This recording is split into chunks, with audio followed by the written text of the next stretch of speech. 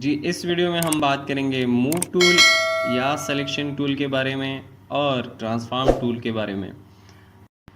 Move या selection tool Photoshop के अंदर सबसे ज़्यादा यूज़ होने वाला टूल है। जब भी आप किसी चीज़ को सेलेक्ट करते हैं, मूव करते हैं, तो आपको सिलेक्शन या मूव टूल की ज़रूरत पड़ती है।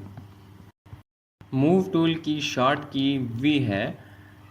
जब आप अपने कीबोर्ड से वी को प्रेस करते हैं तो आप सिलेक्शन टूल या मूव टूल में पहुंच जाते हैं, या टूल्स के टॉप पे प्लस का निशान बना हुआ है।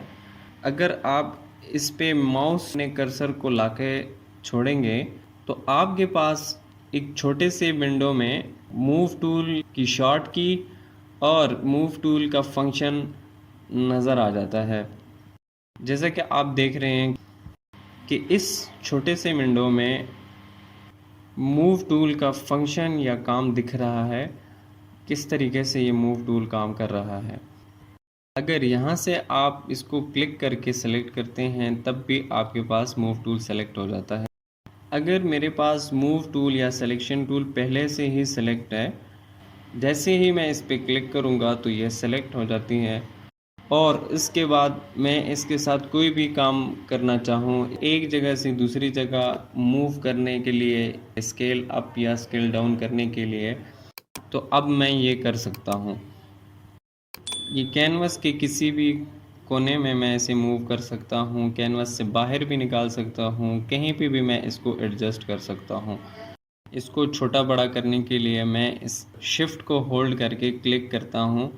मूव टूल की मदद से, सिलेक्शन टूल की मदद से छोटा होता जा रहा है।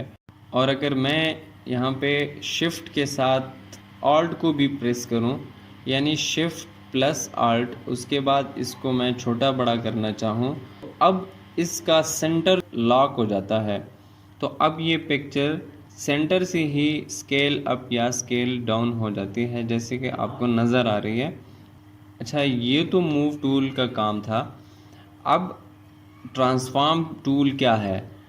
अगर इस इमेज को मैं सेलेक्ट करता हूँ और फिर उसके बाद मैं कंट्रोल प्लस टी, अपने कीबोर्ड से कंट्रोल टी को प्रेस करता हूँ, तो मेरे पास ये ट्रांसफॉर्म यानी कि पूरा का पूरा डिज़ाइन या पूरी की पूरी इमेज सेलेक्ट हो जाती हैं। अब अगर मैं शिफ्ट और आल्ट को प्रेस करके रखूं और उसके बाद इसको मैं स्केल अप या स्केल डाउन, छोटा बड़ा करूं, तो ये आप देख रहे हैं कि पूरा का पूरा डिज़ाइन स्केल अप या स्केल डाउन हो रहा है।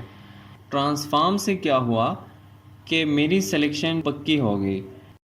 और उसके अलावा अगर मैं कंट्रोल प्लस टी को प्रेस करूं और इस इमेज को मैं यहाँ से रोटेट करना चाहूँ, तो किसी भी एंगल में मैं इसे रोटेट कर सकता हूँ।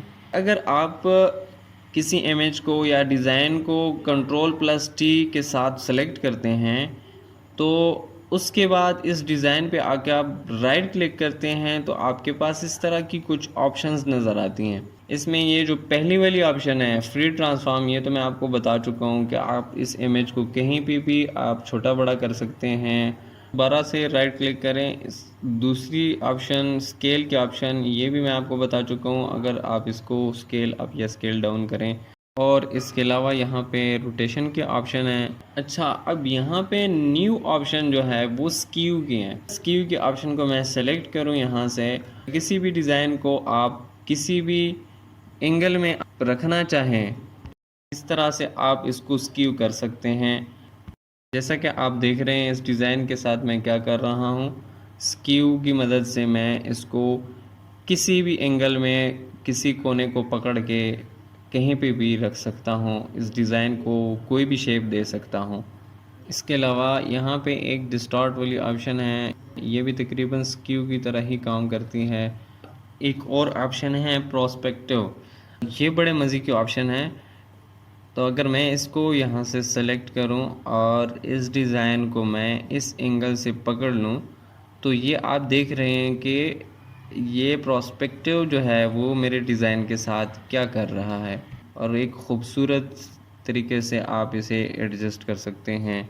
इसका फ़ायदा ये है कि ये एक एक्यूरेट तरीके से छोटा बड़ा, इसी तरह बाकी जो समझ आ रही है कि रोटेट 180 90 वगैरह हॉरिजॉन्टली वर्टिकली आप इसे रोटेट कर सकते हैं।